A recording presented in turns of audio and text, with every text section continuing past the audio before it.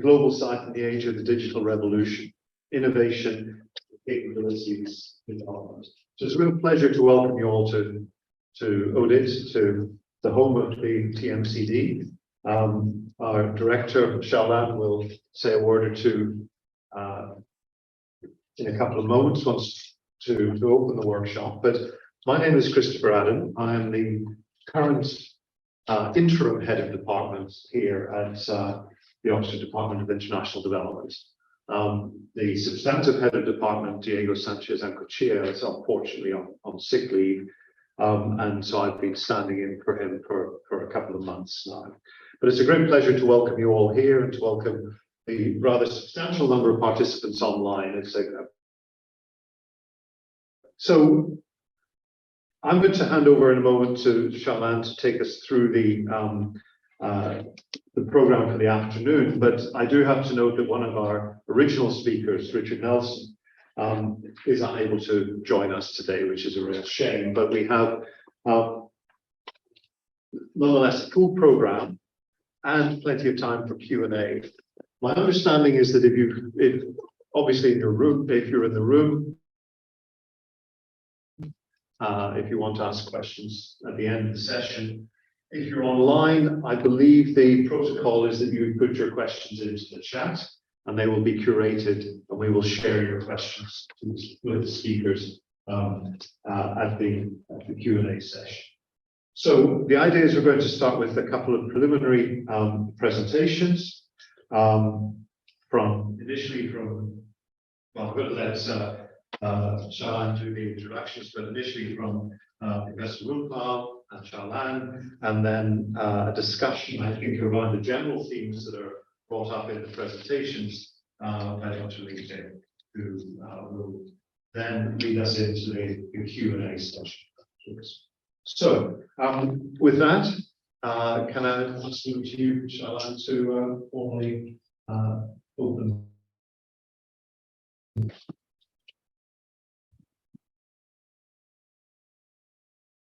Thank you, Chris, for the kind opening, of the workshop today. And also thanks for everyone in the room and also everybody online and also who are watching the live stream now for participating in our panel discussion today. So I will just give a quick brief background introduction of the workshop. So now we have seen that driven by the recent breakthroughs in GPT, this generative retrained transformer, we have seen rapid progress in digital revolution. And this digital revolution will bring valuable, tremendous opportunities, windows of opportunity to the developing countries. But at the same time, it also brings challenges to the human society, especially the global south. And therefore, how the developing countries in the global south can develop their innovation capabilities in digital technologies has become a very important question and a task for many of the countries and for the international communities. So in today's workshop, we will aim to contribute to this discussion about how the global south can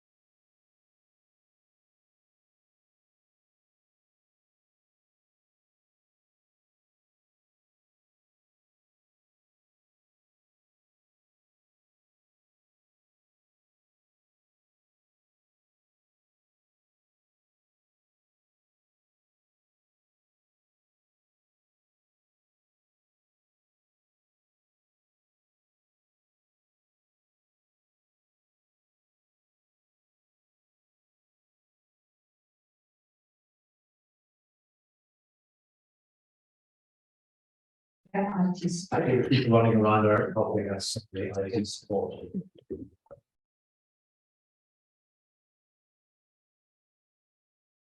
So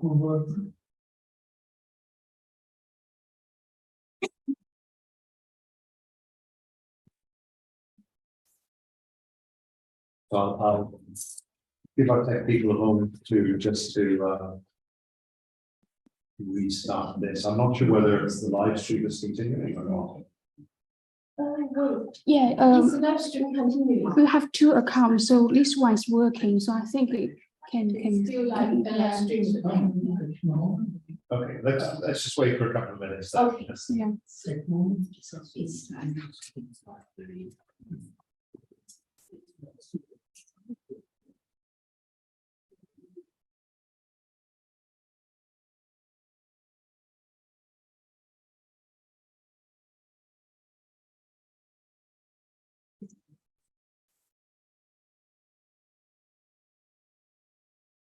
Okay.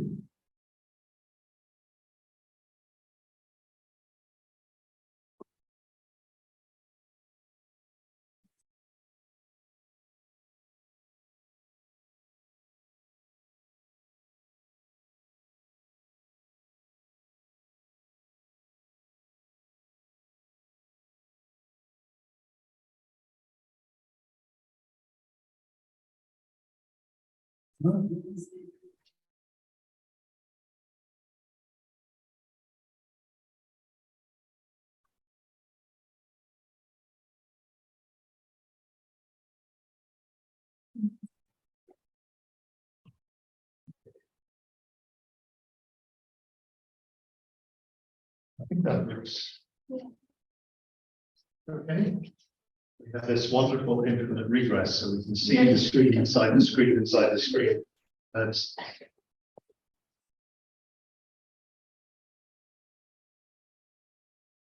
okay.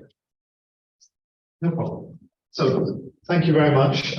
So to kick off, we've got some Professor Lundvall from Aalborg University Business School in Denmark.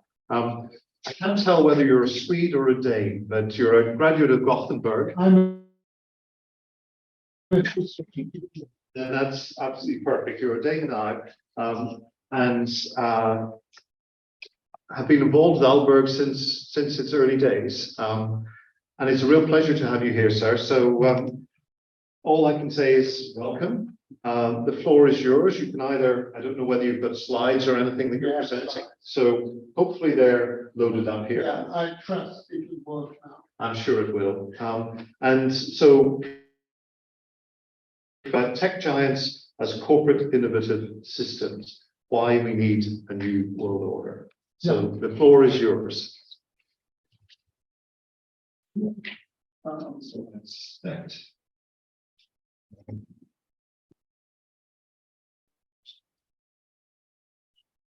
This one. Okay, thank you very much. I would like to congratulate Xiaolan. She has chosen a very important subject. And the issue about the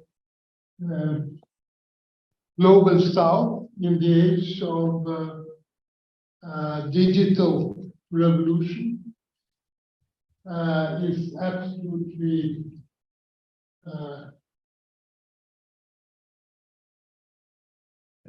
is very important, and I would think we are only going to open up the discussion on this today. I mean, there are so many aspects of this that we will not be able to cover. My own contribution will be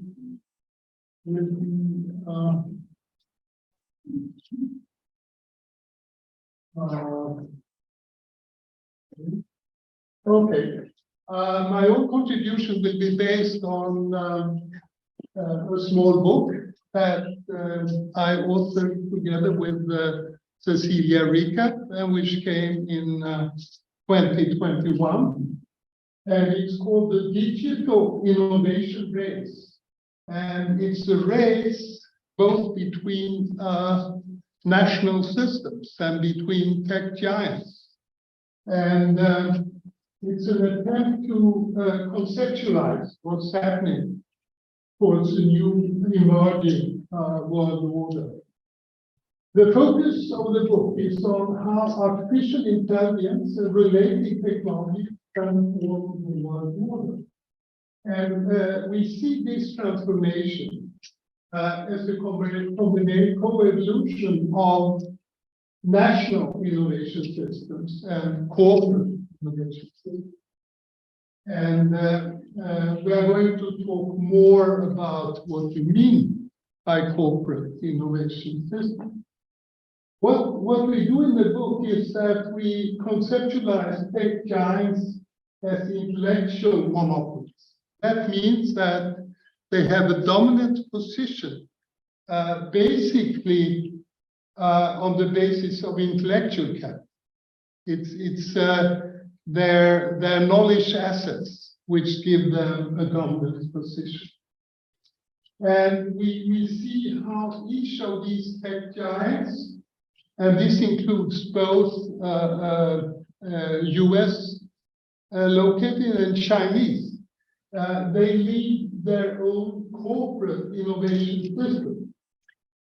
We use data on content of publications and patenting to show that while they start from very different points of view, they converge in the direction of artificial intelligence.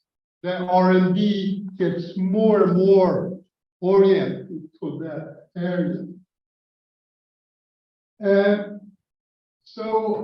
This is, and I'm going to talk mainly about three corporate systems rooted in United States. Later on, we will hear much more about Tencent, which is also has its own.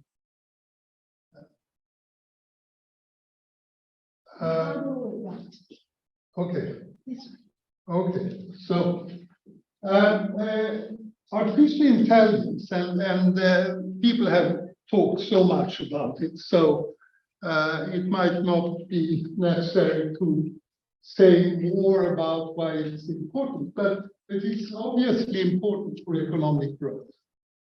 One indicator is that the most rapidly growing component of international trade today is actually digital services. And it has great industrial potential. Some of it goes under the heading Industry 4.7 and others under Internet of Things. And it is, and that is quite important, it's technology to innovate. More and more innovation processes take place through the use of artificial intelligence, and this is obviously true for artificial intelligence itself, where algorithms are constantly transformed through a process of machine learning. And worldly, artificial intelligence is increasingly at the core of military applications, from drones to development of spyware, etc. And it can actually determine outcomes of wars.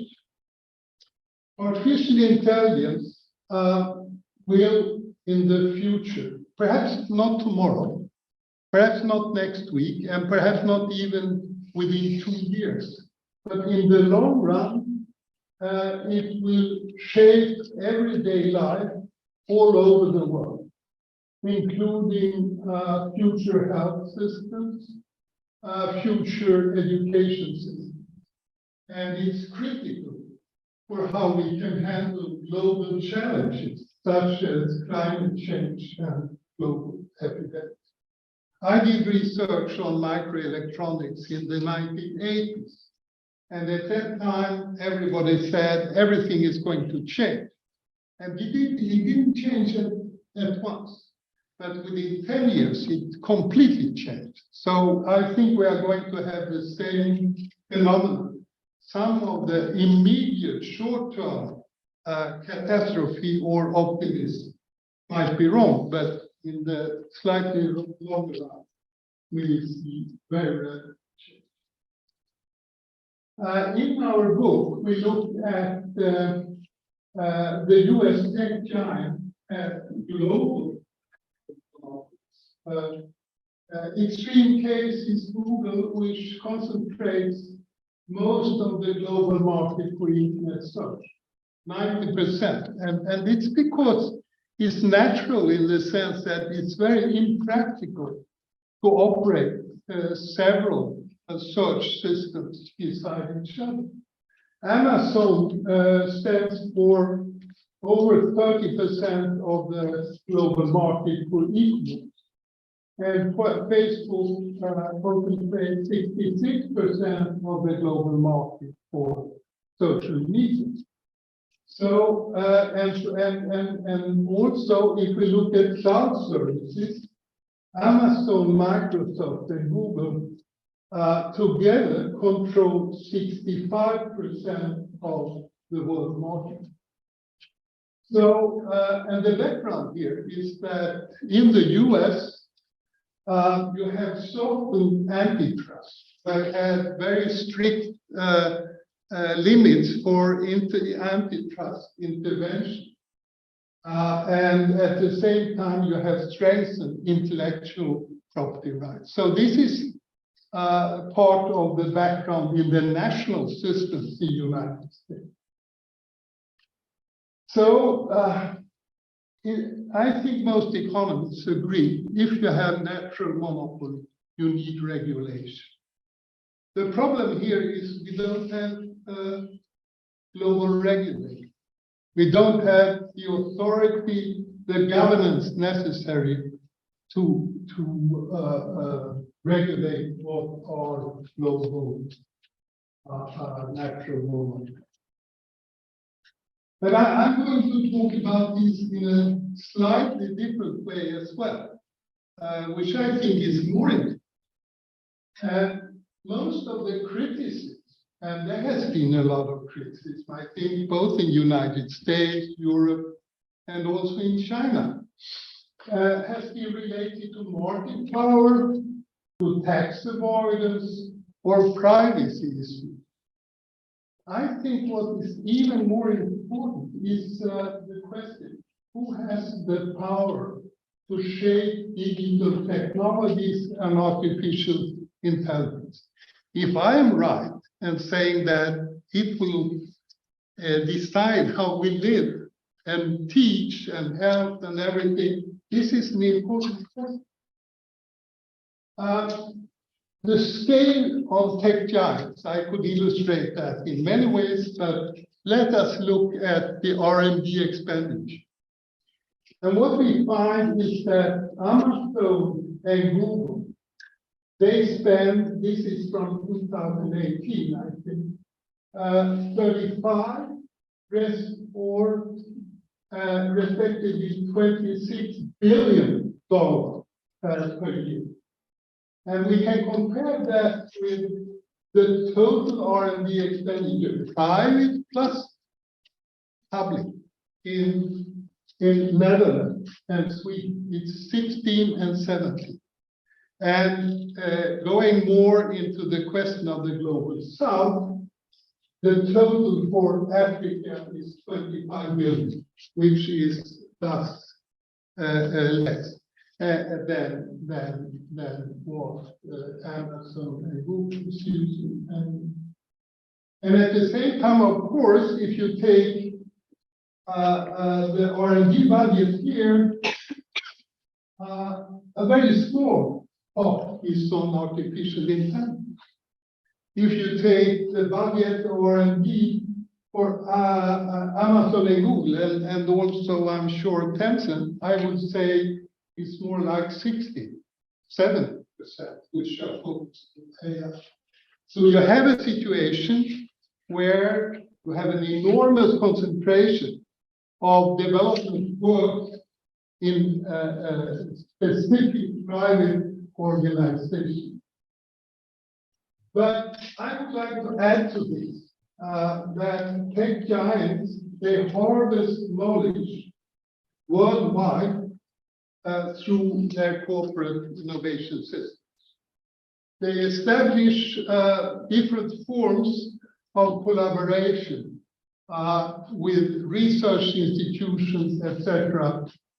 First in their own country, but also in the rest of the world, and they transform that into private, intellectual private property. A corporate innovation system is a hierarchical network of actors which engage in innovation processes and dominated by one major corporation. You can say that this concept combines ideas from two different literatures. One of them is the innovation system literature, which has a focus on innovation as an interactive process, while the literature on global value chain attributes a crucial role to the lead firm in the organizational actors. You can say this is a combination of the two. It's not just the global value chain, because it's more like a spider network going out in many different directions. And the key flow is not material goods, it's knowledge. We apply this concept to the US tech giants, and we show how they harvest knowledge worldwide through different methods. One of them is research cooperation with private and public organizations. One of them is acquisitions. They buy potentially attractive knowledge-intensive firms, or they just buy equity in knowledge-intensive. I think in the case of Tencent, it's less acquisition and more equity. They also start up new enterprises. They give support to new enterprises, which then become part of their own network. They are extremely good at organizing open source projects. So even if it's open source, they have the specific unique capacity to harvest from this common. And finally, some of them play this extremely dominating role in cloud services, where they can gather information by hosting enormous amount of different organizations, and you can see which businesses are growing, and they can use this information to expand in different directions. What we did here is to see how much of the knowledge they harvest, how much they share in form of intellectual property. So they have co-authoring organizations, Amazon, and almost as many as they have publications. Microsoft had 4,000, and Google had more than 3,000. And if you look at how much they share intellectual property, it's almost none. It's 0.1%, and 0.2%, and 0.3%. So what they do is that they cooperate with public and private organizations, and they use this knowledge to develop intellectual property. And they do not necessarily share this with others. And who do they collaborate with? In this, we took the 10 collaborators for the 3. And interesting is that Microsoft is the one who has the most global network. They have a collaboration with 2 universities in China and 1 in Switzerland. But you can also see that the tech giants, and this is especially for general purpose technologies, they collaborate with each other. You can see Microsoft collaborates with Google. Google collaborates with Microsoft and with IBM. Amazon with Microsoft and with Google. Here you see mainly the first 10 collaborators are mainly from their own country, from their own national system, we know this. The exception is to some degree, but if you go down and take the 100 most important, not the 10 most important, you will find that on average, about 50% of their publications are produced with a foreign, non-US, with a non-US collaborator. And you will also find about 30% of the collaborators for these are Chinese. And the other way around. If we look at Tencent, they also have about 50% of its co-authorship is with a non-Chinese organization, and they actually have about 30% of co-authors, 30% of their papers are co-authored with US scholars. And this is in a way interesting because you can say in this very dynamic field, you have this historical established some links which seem to go against the split of the world in 2 different parts. And it might indicate also the costs of breaking up these kind of relationships. But anyhow, we can see that corporate innovation systems, they are combining, drawing upon national sources which have been financed by public money and drawing upon knowledge from outside your own country. I would say that the tech giants, why is that? The tech giants, okay, good, thank you. Funny things happen with technology, yeah? I mean, all this artificial intelligence and everything, it doesn't work perfectly. Still, does it? No. Okay. I would say that the tech giant phenomenon is an extreme case of a global knowledge divide. I would say in this, I call it the second phase of the digital revolution. I saw the first as related to the 1980s. I would say uneven access to knowledge is at the very core of global inequality.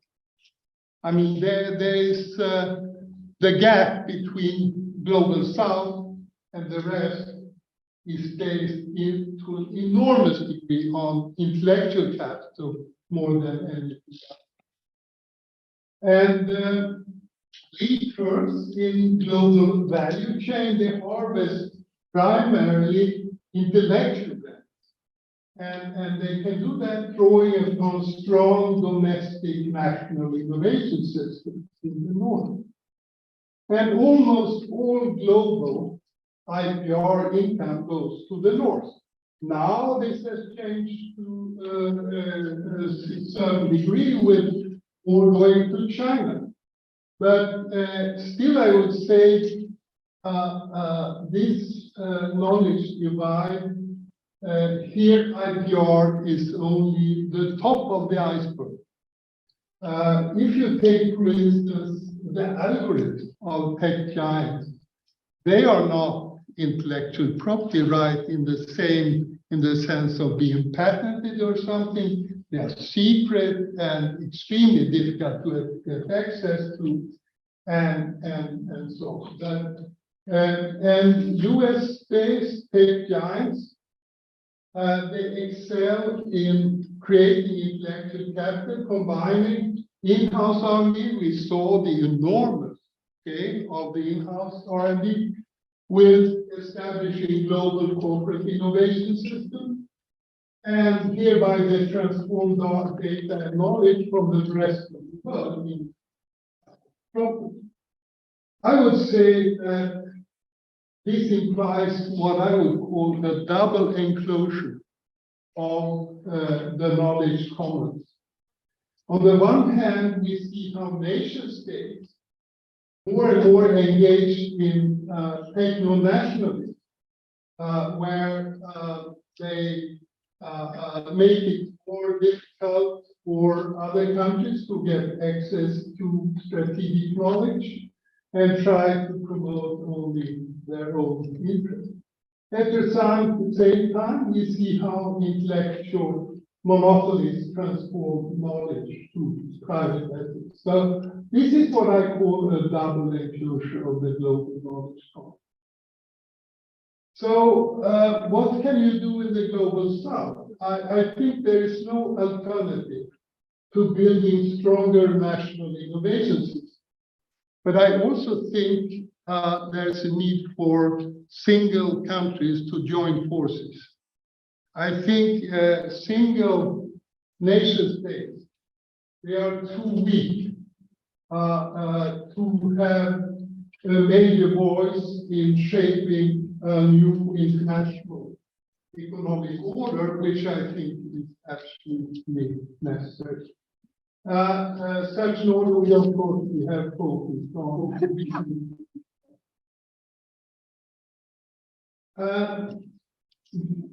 Artificial intelligence, as Xiaolan was saying in the beginning, offers many really important opportunities for the global south. So far, big-scale use we have seen mainly in entertainment, gaming, and social media were the roots of the tech giants. But it has also been implemented in finance and trade, for example, in Africa. It can serve to include small-sized producers and link them to national or global markets. And it has a great potential in crucial sectors in the global south, like agriculture and the natural resources, but also in education, health, public administration, and finally also in coping with climate change.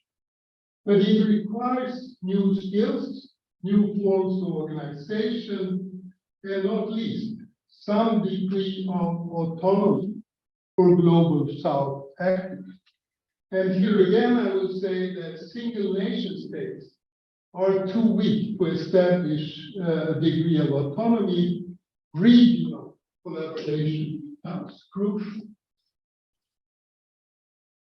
I think there are several reasons why the regional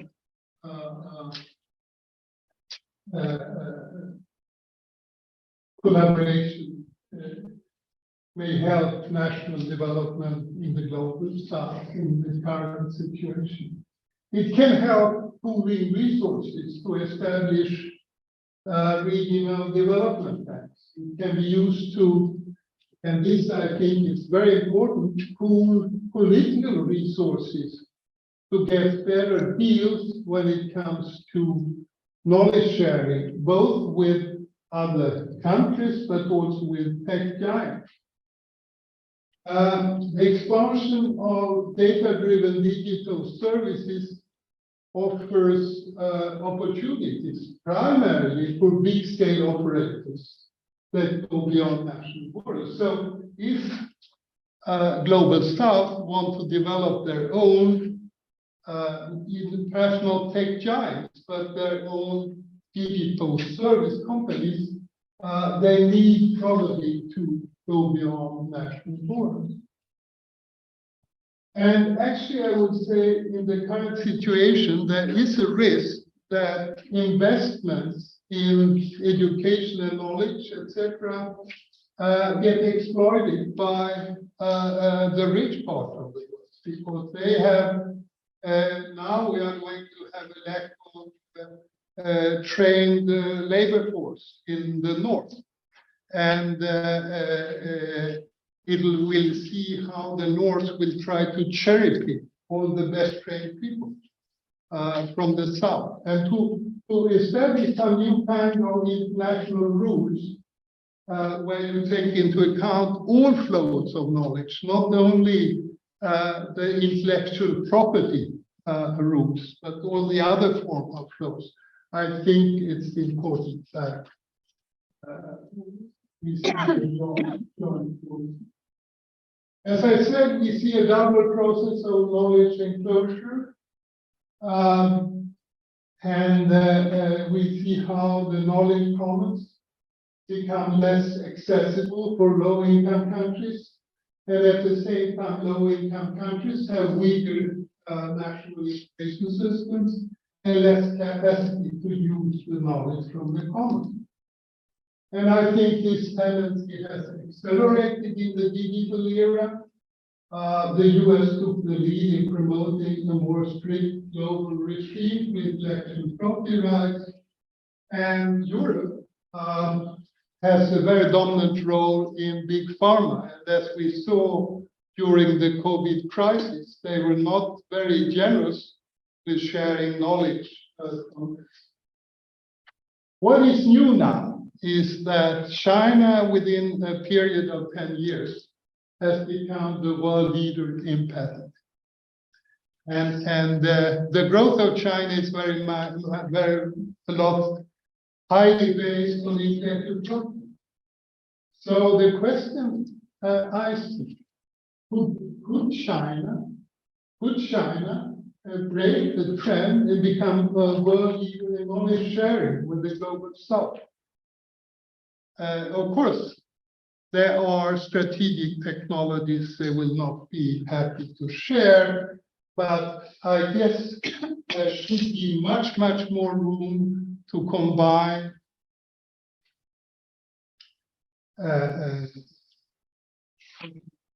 the bedroom with an intellectual bedroom, where you every time you focus more, because what's really missing in the global South is of course infrastructure, more so access. So that I think is interesting. I think that the UN should become a platform for transformative knowledge sharing. And I think global South countries could join forces to try to establish that.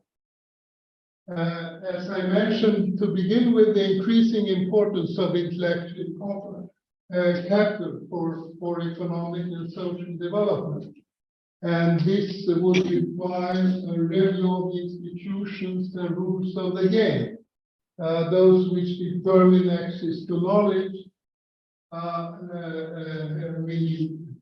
and this could be combined with giving innovation a more clear direction, aiming at sustainability. this process could start with a focus on green technologies and healthcare. But of course, to be effective, it would require building new capabilities to absorb and develop green technologies and health technologies.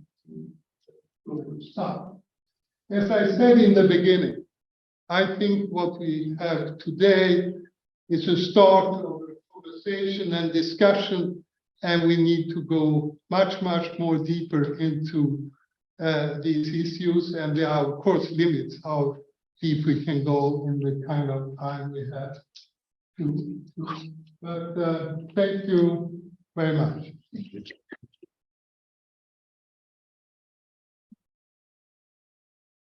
Can I follow Shalan to follow up those opening remarks on the question?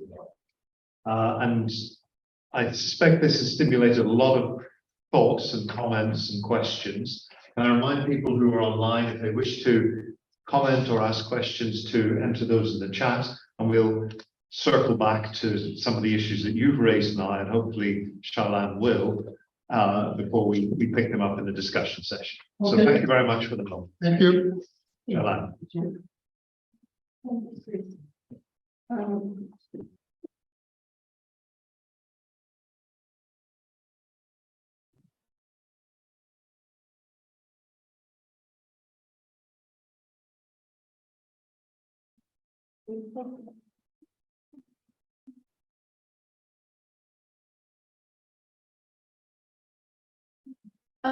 Thanks, Professor Lundvall, for a very stimulating, thought-provoking talk about, at macro level, what the world should do to help the developing countries, the global south, to develop its technological capabilities through building a new world order, helping them to access technology and build their capability to create. So now, in my talk, I would like to also, to complement to Professor Lundvall's talk by bringing a micro, firm level, in-depth case study, looking at how a leading tech giant from the global south built up their capabilities in the past 20 years.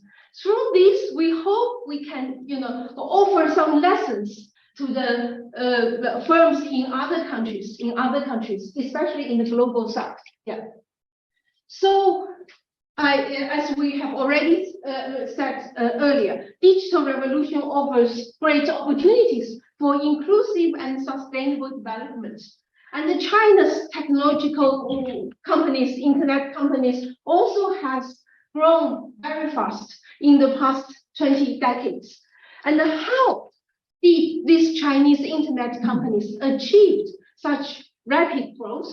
And what lessons can we learn from their country experience and help other companies in the global south to grow their capability? So not only to access, we can look at the past, pathways of this technology company in China, how they learn and then gradually develop their own knowledge. So access and then learn and grow, create their own technology.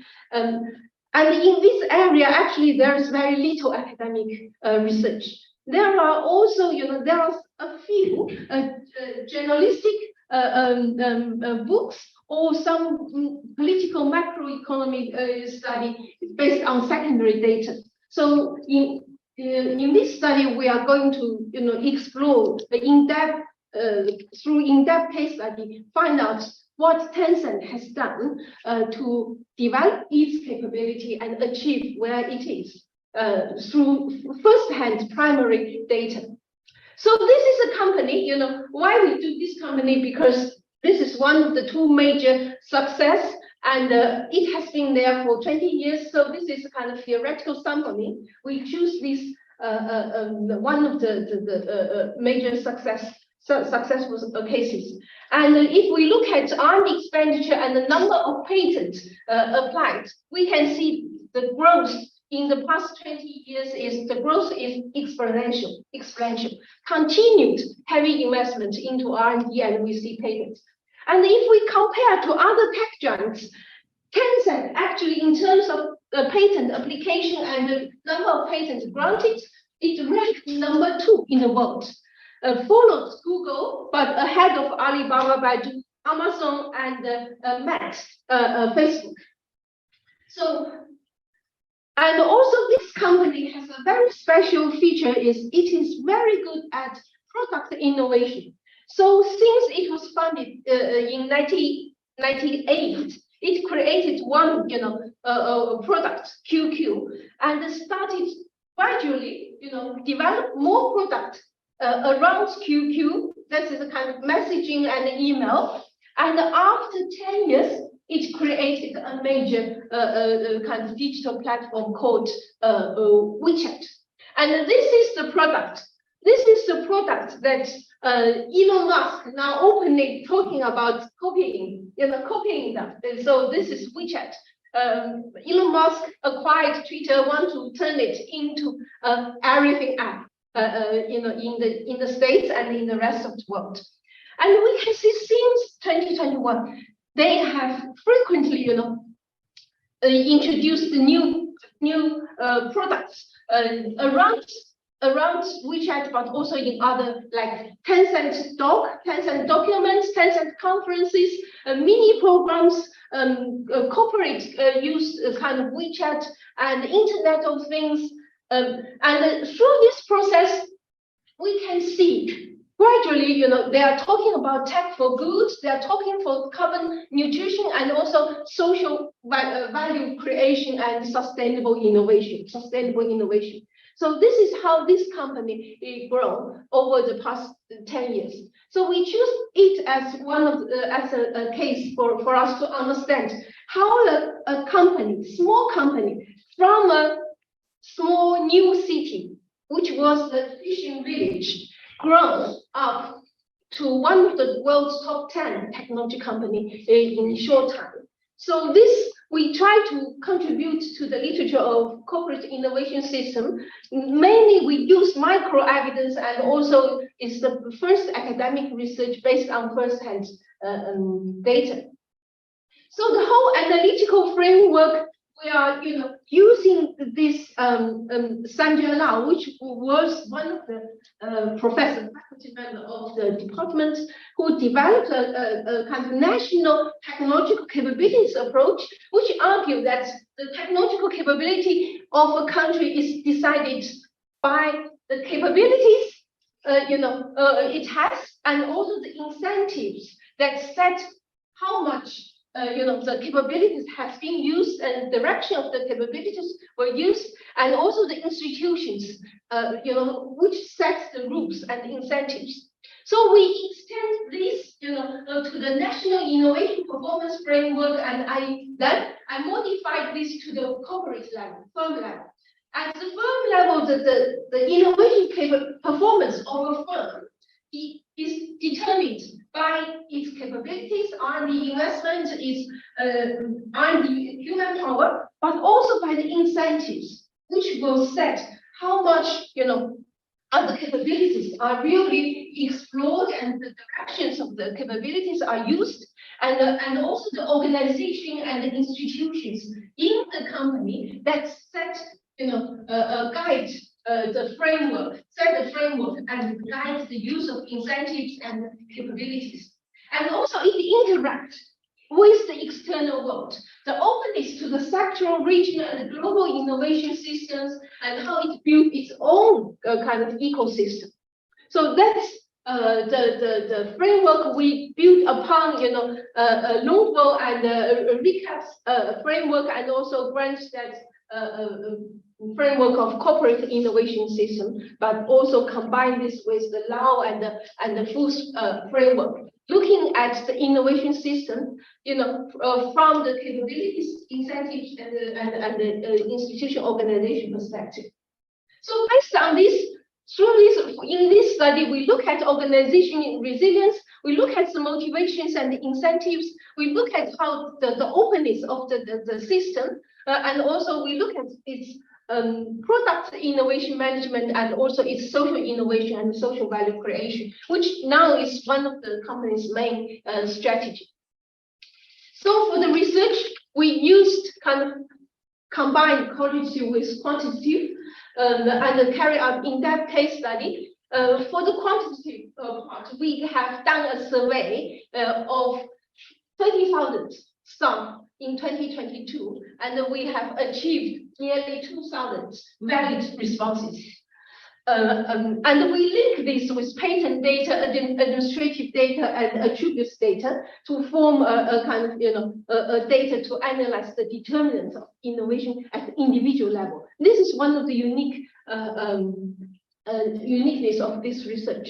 We also carried out in that kind of qualitative interviews case study, and we so far carried out 57 interviews in the company. It's still, this project has not finished. We still, have more interviews to do to understand the various business units and the process and the motivations. A lot of kind of difficult to measure and unobservable attributes to provide complement the quantitative evidence to provide a more comprehensive understanding of what's happening. So overall, what we find out is that this is a company produce superior products and supported by process innovation. Those ideas, new ideas, they're not the first one in the world to create those new ideas in most of the cases, but through process innovation, they make this product very reliable, high quality, reliable, very good, user-friendly, and also safe, and with high security. So within this company, it's different from normal organization. When we talk about organization, a company, it is an organization. It is planned. Everything is planned with a strategy and a coordination between the different units. However, within this company, we found this is a market type of organization with high autonomy, high freedom, enjoy, at the group level and individual level. Everybody talk about their own kind of freedom, autonomy, and self-motivation. And then we see in the company, not only collaboration, we also see competition. So actually it's a competition we found. And the people and the resource flow, there is an internal market for talent and the people flow within it. So this is a multi-task organization, very much different from the textbook type of organization we have seen. And also it has an open corporate innovation system that they also collaborate, they also make investments or merge and acquisition, etc. With external, and they co-produce. One thing is that they co-produce innovation, and they very much emphasize empower and co-growth with their other users or other agents or actors in their kind of corporate ecosystem, corporate innovation system. So we say they're inclusive. Inclusive in a way is that not only internally there are different people, different ideas are allowed, encouraged, but also inclusive in terms of their relationship with other actors.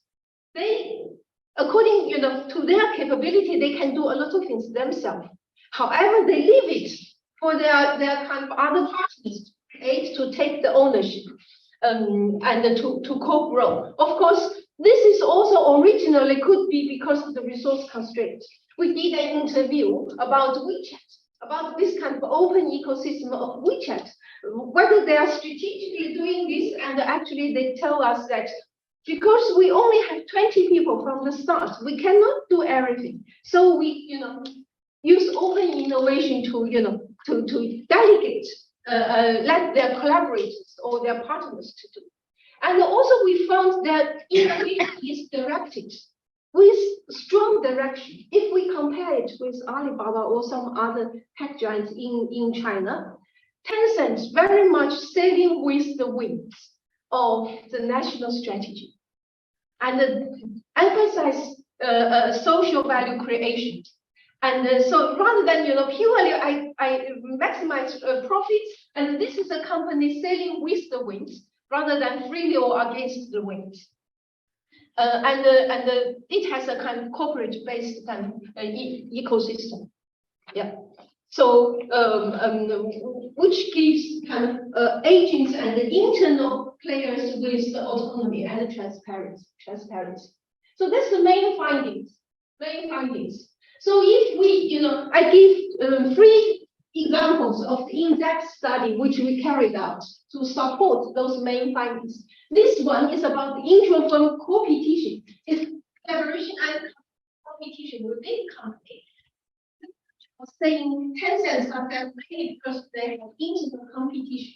And what we found actually there was a lot of collaboration within the company. And so because of its market-based kind of cooperation, I think it's very much like our Oxford, with this decentralized system. So different groups decide what they want to do. They may have similar ideas, become competitors, and they decide who they want to collaborate so that they build stronger team. So it's all this kind of taking place within the company.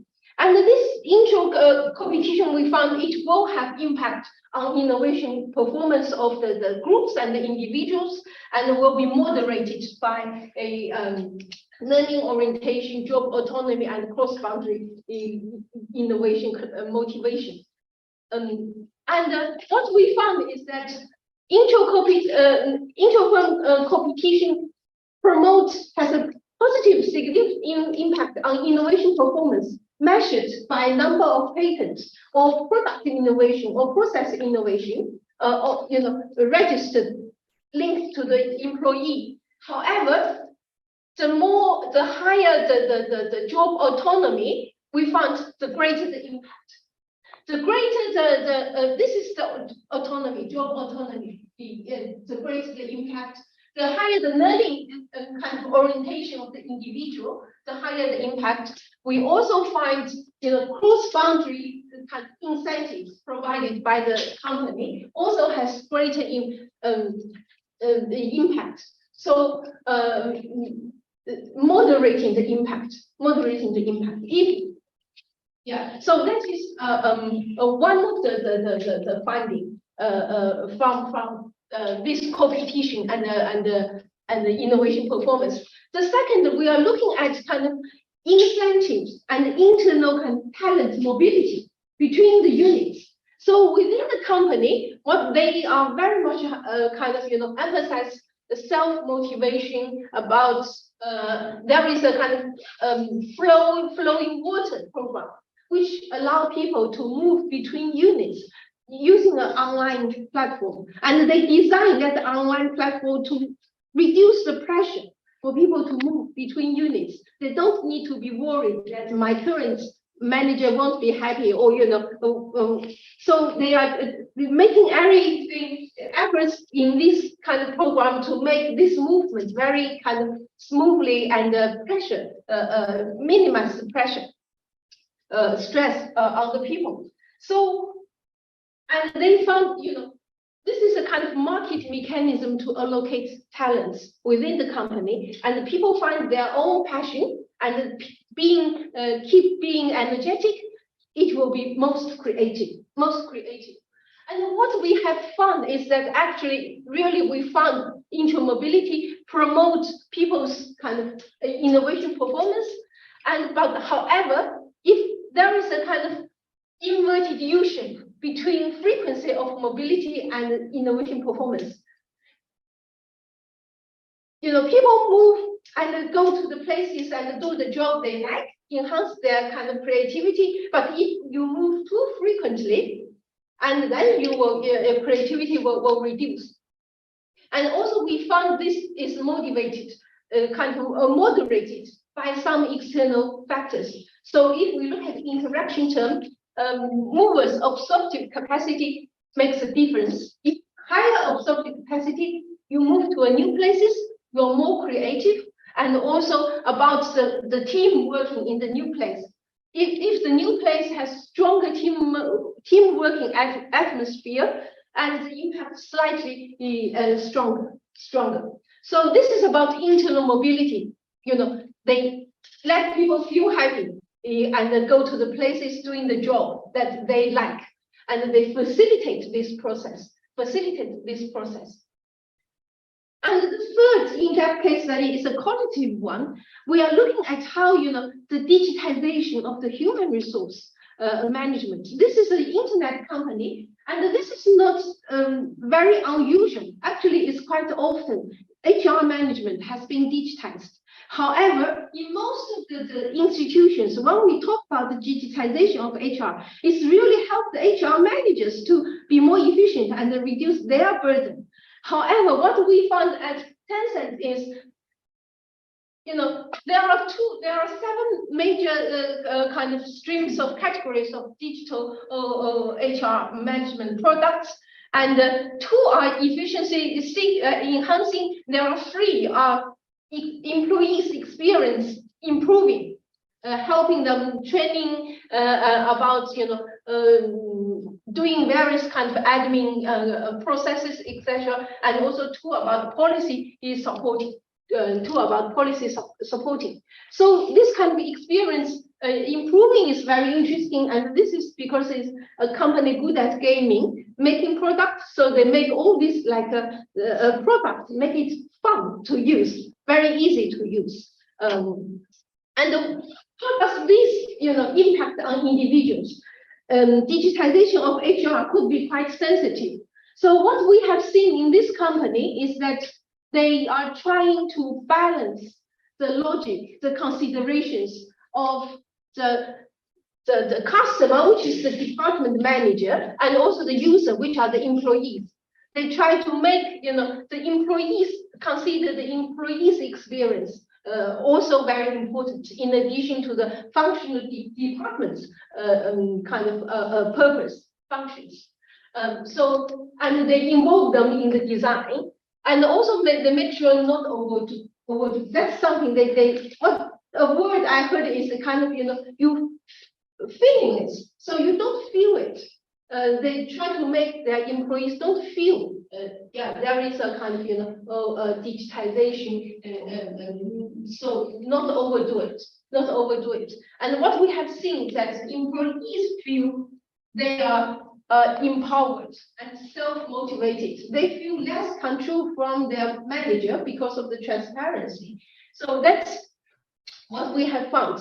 So overall, looking at the company, what we have found so far, you know, the kind of interim findings is that in terms of capability, this company spends, you know, more than 70% of their kind of overall costs is on R&D. Human capital, more than 70% of the staff are R&D staff. They build digital infrastructure, especially incentives. They provide incentives through competition, kind of internal competition, through financial incentives, which is the regular incentives, and also non-financial incentives through kind of people's kind of market resource allocation and the people's internal flow of freedom and autonomy, and they are saying they are serving people rather than manage people. That's what explicitly said by the HR. So in terms of organization, this kind of internal and external initiatives, and also, you know, they try to sail with the wind. That's at the organization and institution level, what they are trying to, you know, how this company differ with some other companies. And there is also an openness with the sectoral, corporate, regional, and global innovation systems to help them to absorb and co-create innovation. So that's how this company so far, we have seen this corporate innovation system. And in addition to this, there is a strong direction. That's also something we want to emphasize and about the value, like the serving people rather than managing people, and also tech for good, the emphasis on social value creation, etc. So this direction of the investment and efforts is also something quite kind of stands out as a feature of the company. Yeah. So there are kind of policy and managerial implications, and I will leave this, for the question and answer part. But definitely there are lessons to offer to other countries, companies in other countries. That's all. Let me finish here. Thank you very much. So, let me finally call on Dr. Ling Yi of Tencent to say a few words. And I think there's a really interesting space that you're occupying here. It's the kind of the macro perspective on the role and the emergence of tech giants and the challenges that has for the global system, the regulation, the engagement. And then there's the microeconomics, what makes your particular company work the way it does. So the floor is yours. Please take 10 or 15 minutes to sort of set up a few thoughts and questions, and then we'll try and open it up to the rest of the audience.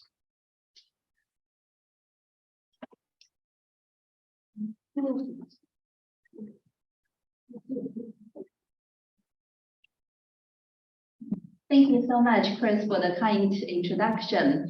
And I want to thank Xiaolan and the colleagues for having me here today. And it's so lovely to be back to my second hometown, Oxford.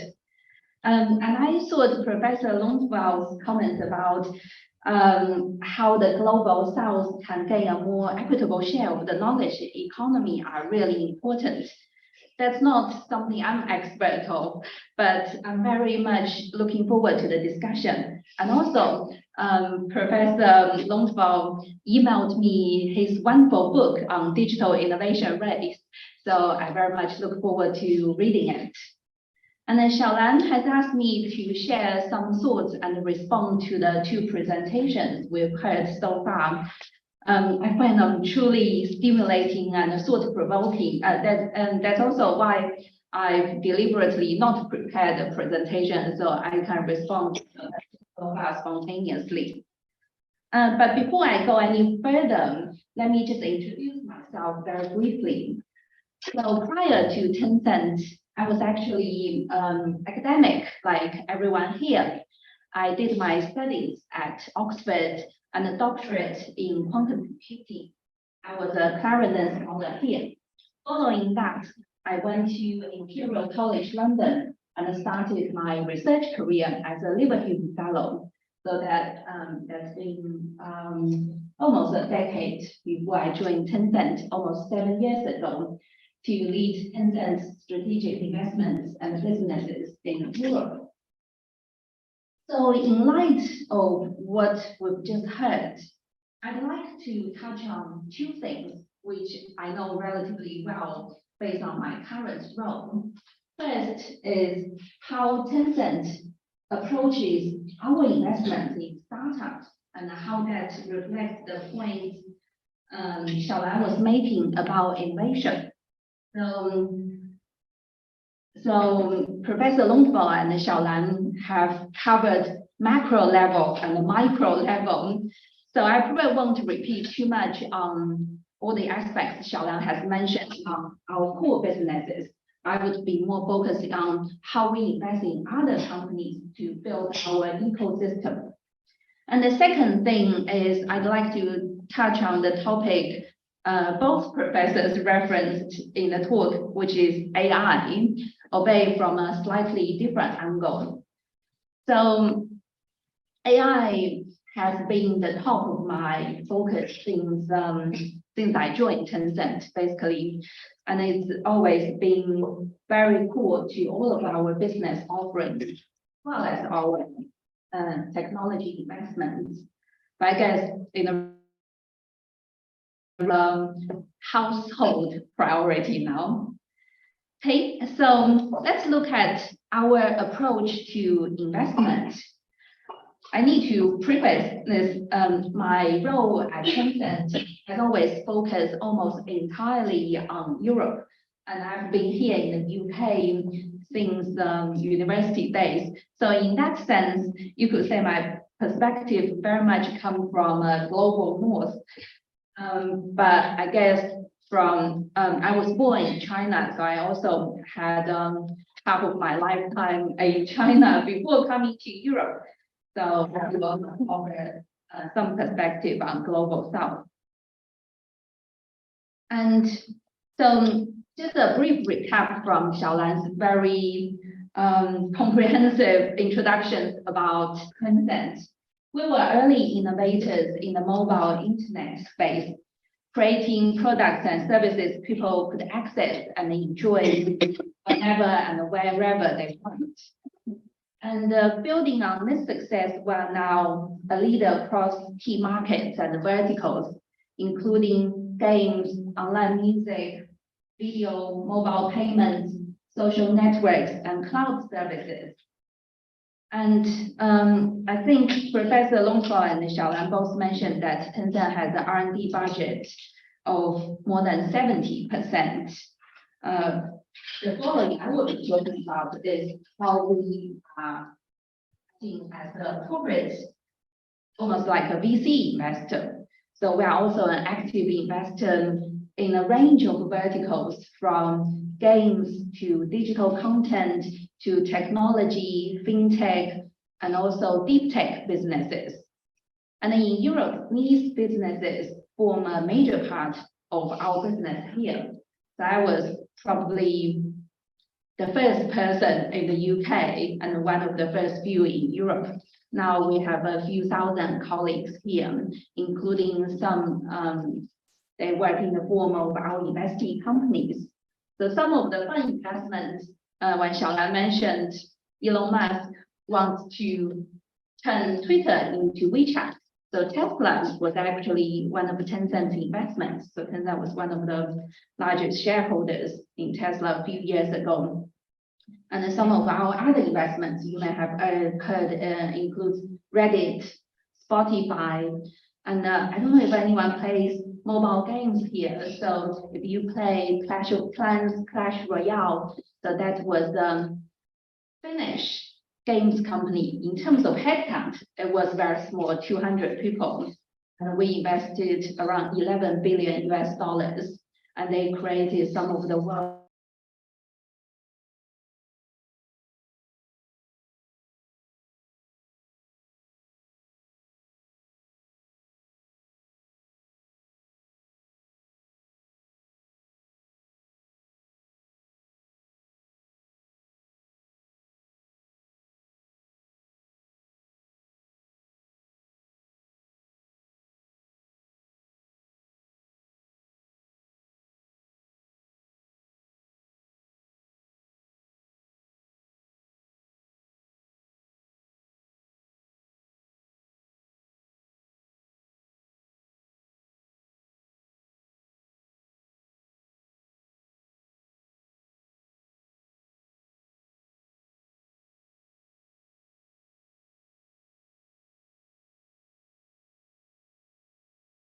We always use domain experts to look at these investments, which gives Tencent the edge over some of the other finance-focused investors.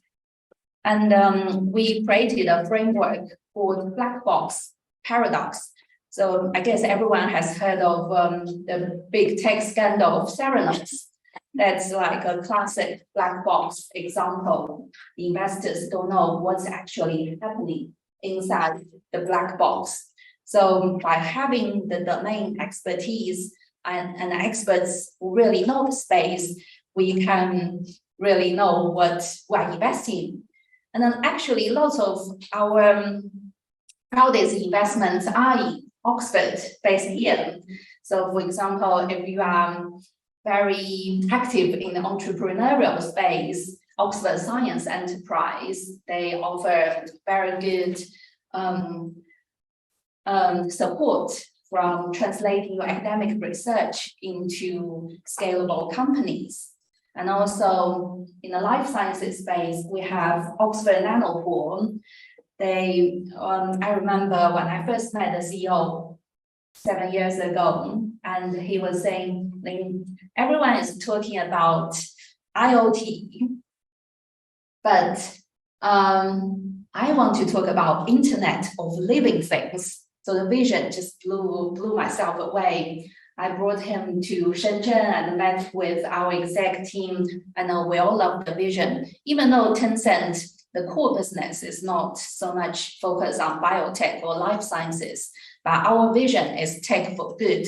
So with groundbreaking technology like this, we are still very bullish on it and invested in Oxford Nanopore. And some of the other examples also in Oxford, I think Professor Longsdorf talked about big pharma in Europe and vaccine dynamics. So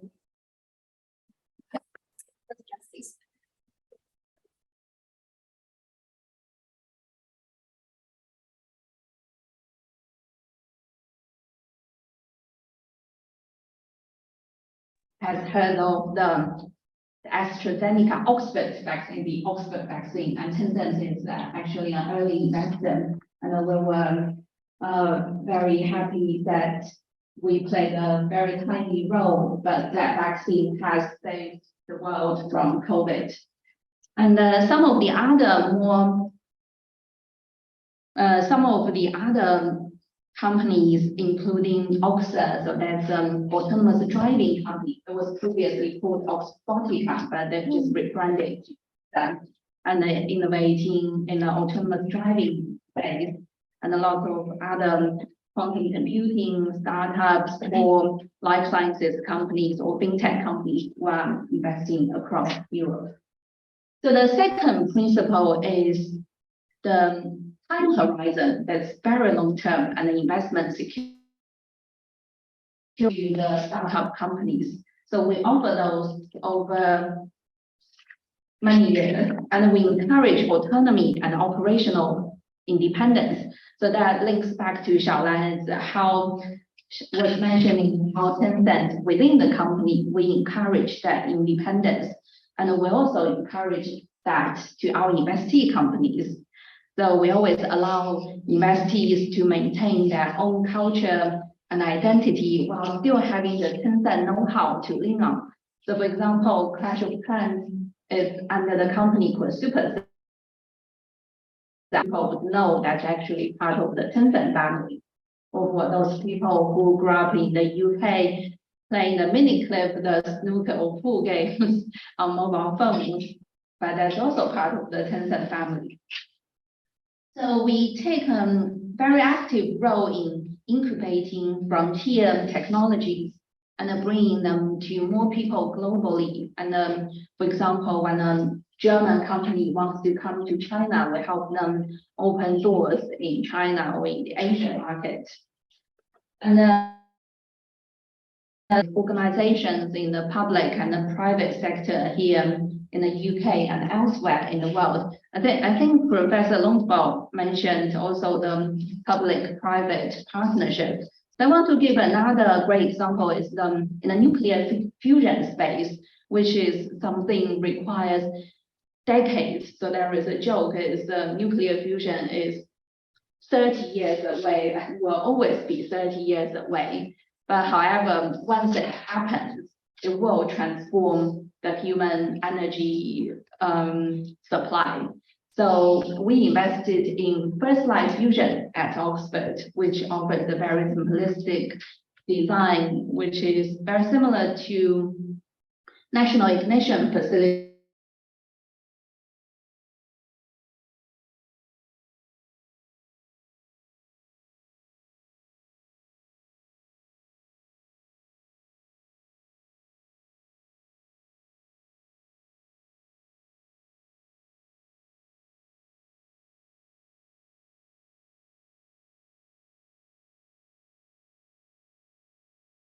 Big fusion project in the southern France. And then they have 27 European Union countries as well as India, Japan, Korea, US, China, Russia. So when I went there, you can see all these 30 also countries' flags, and then that particular spot is actually everyone's land rather than just a French land. So I think that's a principle that we should apply more broadly to international collaboration. It's good at the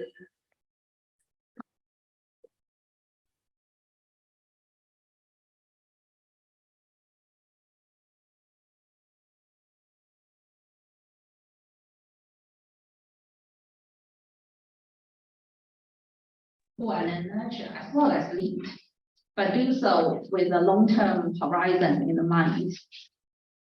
And the third principle is our hands-off approach, which is also part of the mutual respect and trust.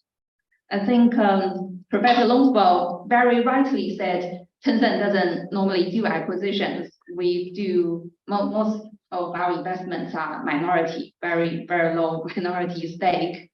And we have a very clear approach to investment that places a huge emphasis on having strong trusted relationships with our investees. So this hands-off approach to investment is not just in the idea that we are investing, but also the people and the leadership teams behind it. And I guess that applies to the people working within Tencent as well, as Xiaolan mentioned, or at least at the team leaders level, they have full autonomy, full freedom. And then in the past couple of years, within our management gatherings, the key concept that we are promoting is everyone needs to have a CEO or little CEO mindset. So really be responsible for your own team and own products. So the mutual respect and the trust can play. And I think, before the session, actually, Professor Longsbo was mentioning that everything now converges around AI.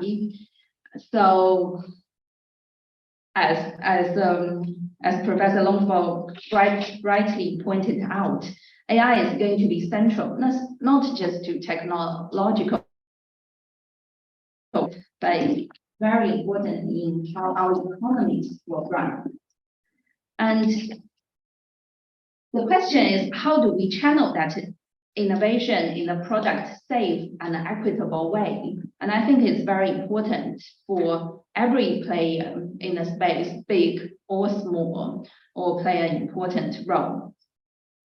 And from a technology point of view, since that's been my own core focus in the last 7 years. So we have been looking at different approaches in terms of open source or closed source.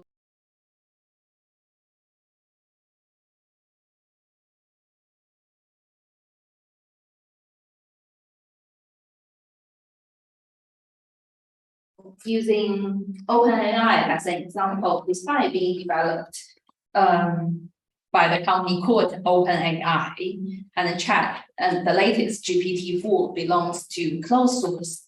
And the company has many good reasons why it's being a closed source.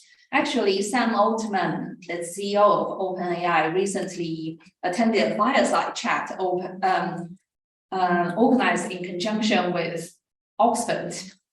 So his view is that actually what's most important is the capability. So it's not so, let's not argue about open versus closed at the moment. So that's a very interesting point of view as well. But on the other hand, Linux is open source, and as everyone who does programming here, we know 80% of the clouds or computer operating systems are run on Linux.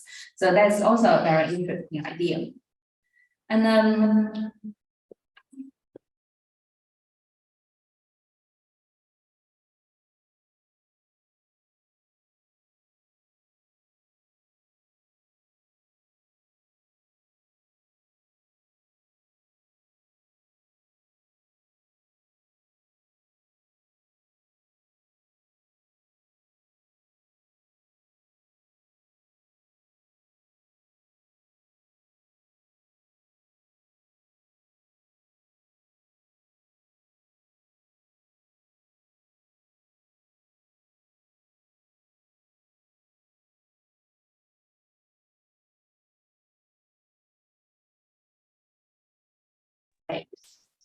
So within a week, they organized this conference, which is being labeled as the Woodstock of AI. Given Woodstock is next door to Oxford, as I will mention this.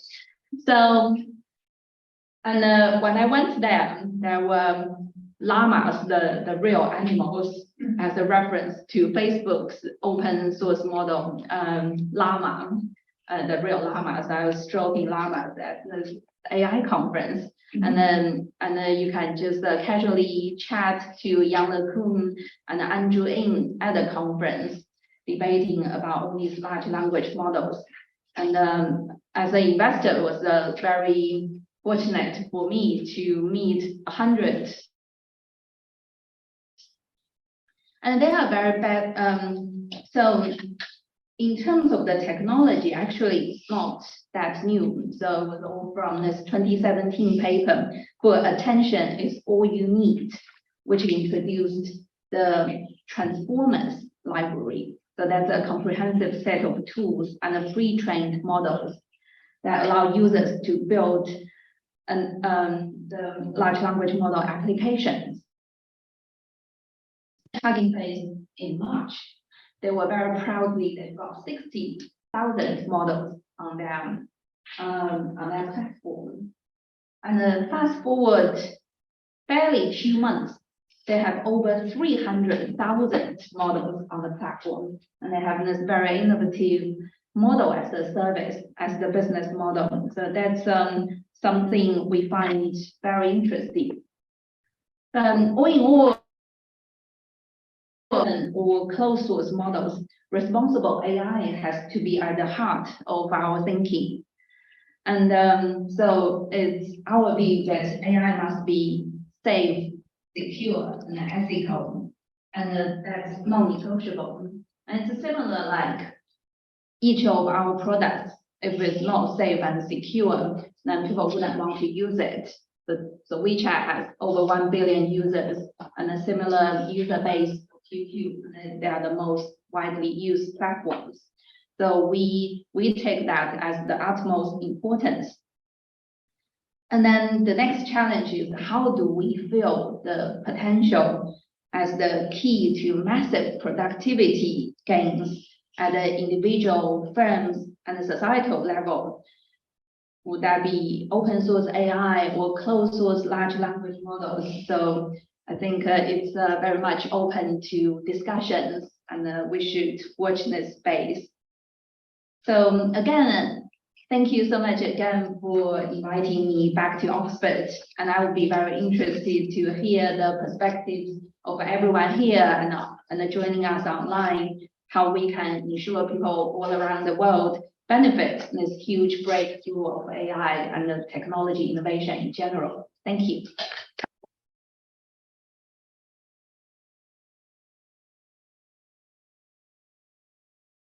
So thank you, the three of you. Really stimulating comments and discussion. And I like the tension between the kind of the global and the kind of global regulatory challenges, as well as the focus on how one particular company is navigating very successfully those challenges and technological changes. So I want to open it up to comments and questions. Can someone prompt me as if there are questions coming through online? Yeah, Leo, could you please unmute yourself and tell us the questions online? Thank you. Okay. Okay, thanks. Can you hear me? We can, yes. Good, thank you.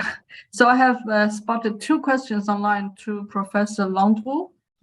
I'll read them to the audience. The first question is about, is from Martin. Is there an opportunity for national innovation systems to leapfrog by innovating in the application of AI in their local contexts?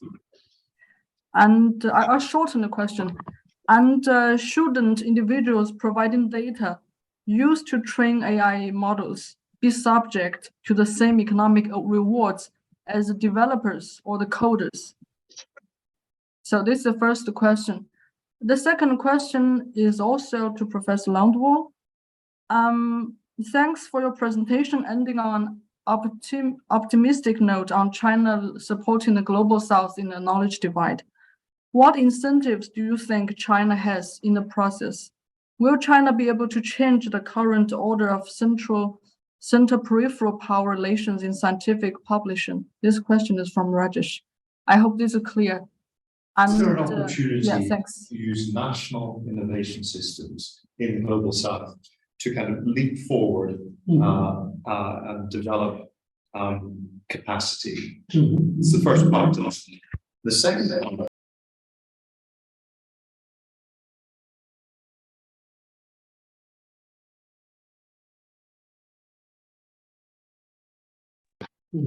Share in the reward and the gains from AI.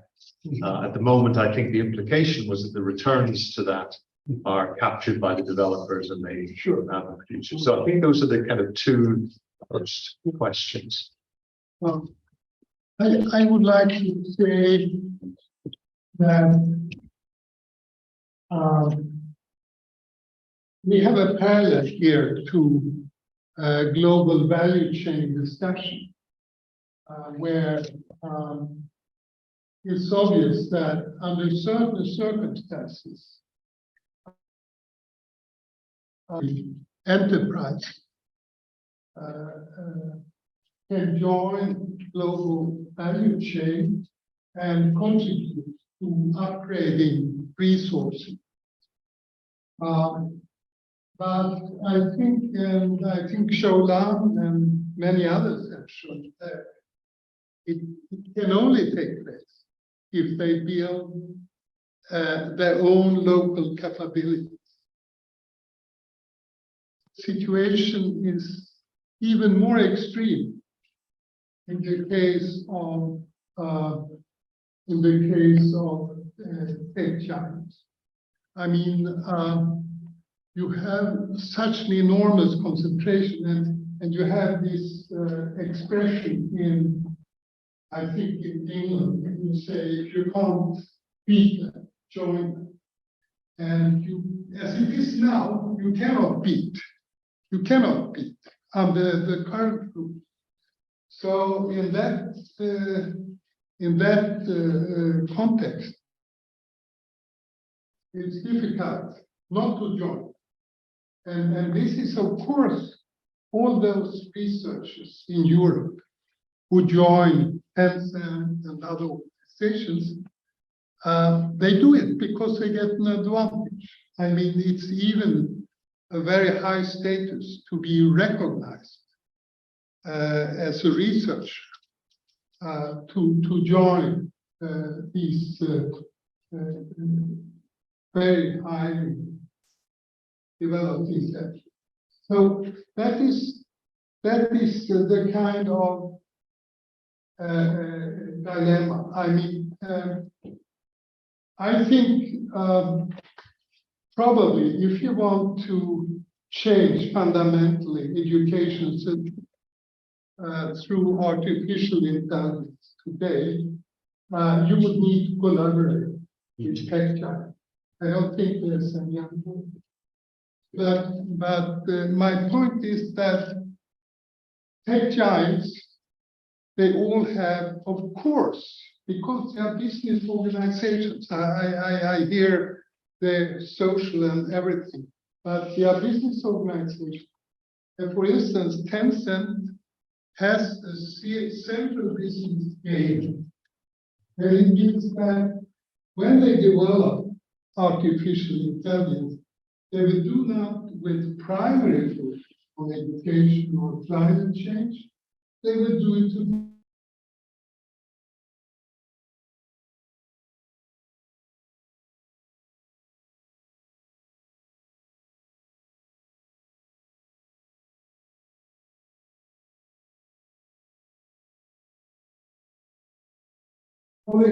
geopolitical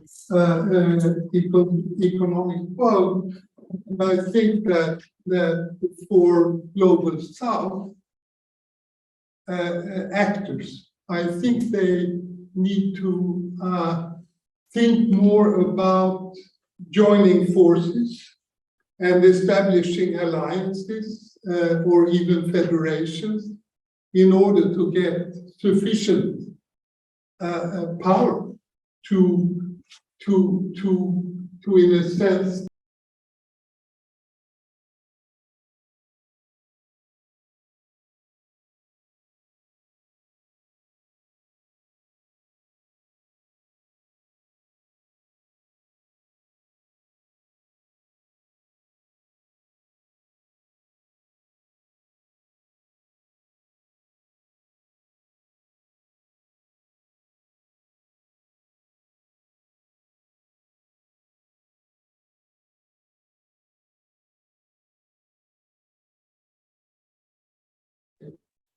Can I pick up on that point? what do you think? Do you agree on that?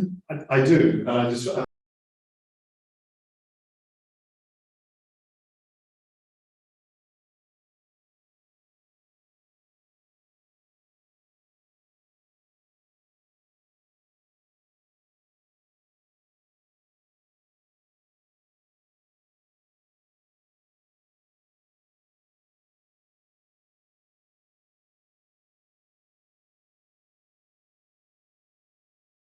Compared to the transnational corporations that we've been talking about.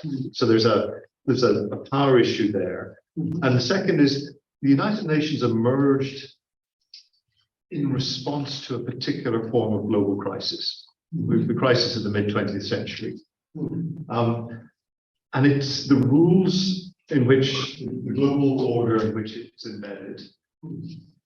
It's the United Nations itself, and in particular in this context, the World Trade Organization. These are organizations that are designed around a world of competition in goods, in merchandise, produced by companies that some of them have had economies of scale, but not to the same extent we have today. And we've now got a world in which these are markets with very high costs of entry. Very, very low marginal costs once you're in there. Put those two together with the third element, which is the sort of network externality. The returns are to building the network.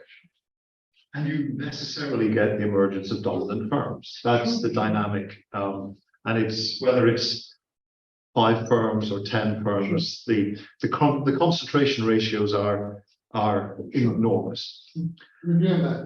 Absolutely agree with that, but that then brings you back to the question that can you think about reshaping or regulating the new world order through a nation that's overwhelmed by the power of transnational corporations? It's possible there are 3 groupings in the world where cooperation is needed. And it's probably not the individual states. It's probably the United States, the European Union, and China. There are only 3 players in the global system that have any weight to lean against corporations.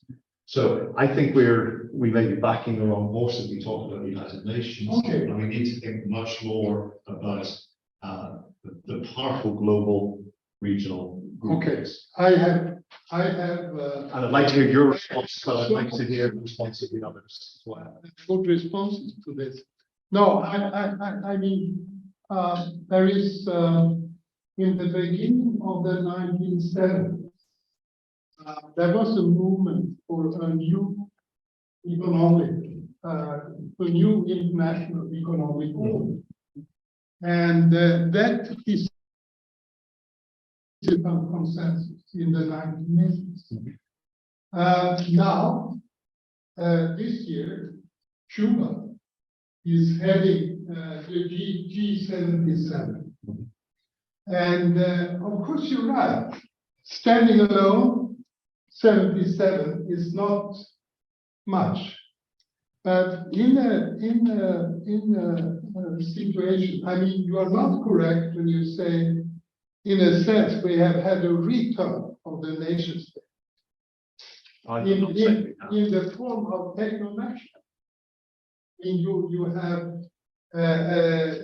the kind of old order, which was globalization, created by Washington Consensus Organization is not there anymore. So this is what I'm saying. We got more geopolitical situation. And it means, in a sense, that there might be more openness to listen to G77 in the current situation, where you have a tendency towards dividing the world. And there, I think G77 should think of using United Nations as a platform. So I'm not saying this is easily doable, but I can't see any real because and of course, as I said, I mean, I worked in China for many years, and I mean, China could change its position in the world if it created a new kind of Belt Road initiative, sharing knowledge. They could create it like the Marshall Plan, United States. It's not impossible, but it would take a very dramatic shift in the mindset of Chinese leaders, because you have been so successful by creating infrastructure. So change the mindset to share it. It's not easy. It will not be easy, but it would be a very possible, smart thing to do possible. I don't know. That's the way I think. Can I get reaction from our other two speakers on this issue, and then we can see whether we can pick up a couple of other questions. I think it's a very interesting question, because the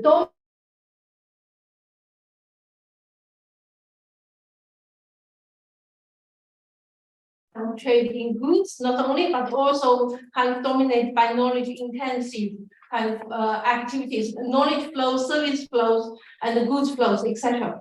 What in terms of the digital technology related one, because a lot kind of facilitated by the network, coordinated by the digital technology. So I have been calling for a kind of global industry policy for the digital sector. So this is like a special economic zone, but it's a kind of industry sectoral zone, which, helping the developing countries to develop its capabilities in infrastructure, in skills, in regulatory capabilities, so that they can together, build up more capabilities, can negotiate more equally in terms of, because now data is another resources of production.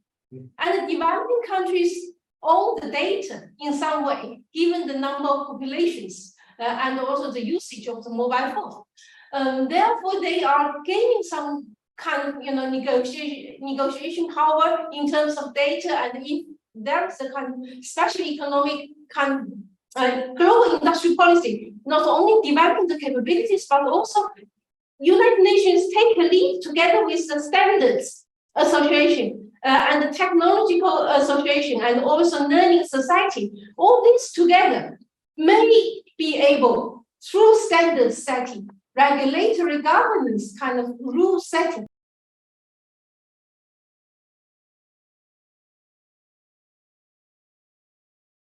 enhance the negotiation power. Okay. I'm not an expert in this space, so just from a technology perspective, what we are normally looking at is more from success cases of individual companies. For example, say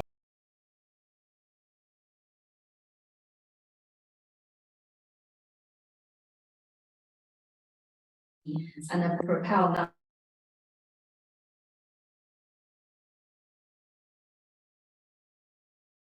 very defensible, not penetrable ecosystem around them. So when a new player comes in, even even if the new players might have some niche, very innovative technologies in terms of the hardware chips, but for users of the semiconductor NVIDIA chips, the switching costs would be very high in terms of the software and all the supporting layers.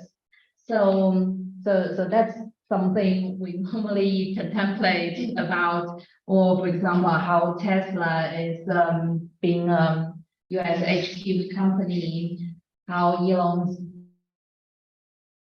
recently and then just propel the share price up again.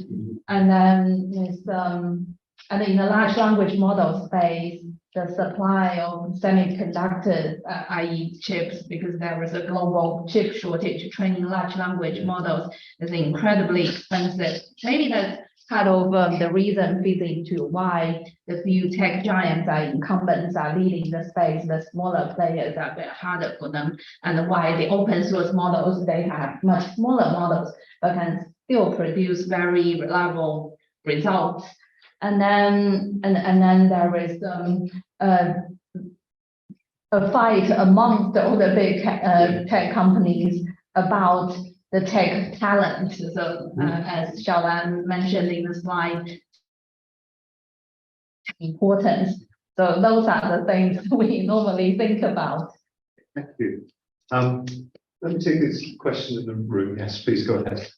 Thank you all for such a wonderful talk. I really appreciate it. So while AI-related technologies are like really getting everyone's attention these days, I think in the current economics literature, there's also like quite a popular stream of papers, most famously represented by the work of Darren Acemoglu, who's actually run the fact that AI technologies might actually replace the like low-skilled laborers. And since we're like talking about the global south, which I guess there are like more low-skilled laborers in there because there are like more developing countries in there. So yeah, my question to Professor Langbo is, do you think these concerns for AI technologies, especially in the global south, are like valid? And if so, how do we address them? And also, you pointed out about that the fact that we lack this regulator, I think both in the US and China, pretty much everywhere for these high technologies. So yeah, I guess my question is, yeah, how do we go from here? And finally, for Professor Xiaolan, sorry, my question is like a bit long. So for the case of Tencent, how do we make sure that the proceeds from these innovations in these big tech companies would actually benefit everyone in the society instead of only benefiting the owners of these tech giants, i.e. the rich and the powerful? Thank you. Okay, so two questions. The first one is reflection on kind of labor substituting technology, the fact that AI and innovation is net job destroying. Clearly, there's a lot of reshuffling around, but we've seen this in earlier waves of industrialization, that huge swathes of jobs are destroyed but are replaced by often other higher quality jobs. But are we facing a net job destruction problem with AI? That's the first question. And then the second one is about who gains the returns, these great increasing returns to scale profits that the tech giants gain. So a couple of minutes on each. We're very short of time. I think I can be short. I mean, my view on this is that you tend to exaggerate the most analysis of this AI, exaggerate the impact in short term. It will not happen very quickly because, as I said, you actually need to change so many other things before you get the full impact. So both the pessimistic and the optimistic are exaggerating the short term. But on the other hand, they don't exaggerate the long term. We will get very radical changes, but they will go like this. We studied that in the 1970s, in the first wave with microelectronics. Everybody said, no, all jobs disappear. They did not, and they will not. So I think there are other problems we need to look at. I'm not so worried about the employment impact. Okay. Good questions. And to add to Professor Nodewell is that the impact of AI on jobs in the developing countries, especially the low-income countries, will depend on, first is the complementary conditions are available so that it will really function. And also secondly, the economic viability. The cost of using AI has to be so low so that it will replace cheap labor. When it's very expensive, how can it replace cheap labor? So there will be some time. And it will be like waves. I totally agree with Professor Nodewell. And also about who gains, a good question. And so if you look at individual companies, of course, the tech giants really gain hugely. Look at the profits and turnovers. They are the large market size and the top leaders. However, if we add all those people benefited on the platform, then we see a lot of small companies, base of pyramids, kind of bottom up entrepreneurs, micro firms, and the SMEs can benefit from the platforms. Many of the women and the youth start their business, micro firms, or even women, or farmers. Even the grandma can start their business on the platform because it reduces the entry barriers, thresholds significantly. And also, like in terms of the Tencent, on the WeChat platform, there are small mini programs. So those mini programs help a lot of SMEs to run their business. And also there are other social kind of benefits, like there are a lot of social services provision on the platform, and many people, especially old people, they don't need to go to the government office to deal with all those things. They can deal with this. Is disabled or old people take care of pensions, etc. They can just stay at home to deal with that. So, and also like the Tencent document, like during the crisis, and they use this to kind of share with people about the information where there are people who need help. So there are social impact which we can very difficult to measure, to quantify. And also in terms of individual kind of organization, the tech giants gain a lot. But if we bring all the individuals and small firms or big firms who benefit from the platforms, that add up still also a bigger sum. I think will be bigger than the tech giants. The one stakeholder that you didn't mention is governments and the taxation Yes. of large transnational corporations, and we know there's a lot of recent history of the challenges of taxation of cross-border trade, digital trade, and services. But I'm very conscious that we're coming up to 6 o'clock, which I think is our hard stop. Rani, It's a very stupid question, but how are you going to regulate these? Which Chris has brought this up, and I would like to understand it if you have time. If not, you can tell me over dinner. I think we will have to take that one over dinner because people, it's very late at night, in where many of the people online are. I think we've got an obligation to draw this to a close, but hopefully there'll be an opportunity to continue the discussion. It's a massive question. It's the biggest question in some sense of how you harness the fantastic innovation and technological growth that is the good of society, but regulate the downside of that. But let me thank everyone here for attending. I think it's really interesting. I like the structure, the tension between the kind of firm level analysis and the global challenges that we face. Let me thank everybody who's online. Thank you for your patience. I'm sorry we weren't able to get to all the questions, but you know who was speaking. So I'm sure if you've got burning questions, we can get them to the speakers. Thank you to the tech team. Thank you to the speakers. Thank you to Xiaolan for organizing this. And thank you very much. Let's call it.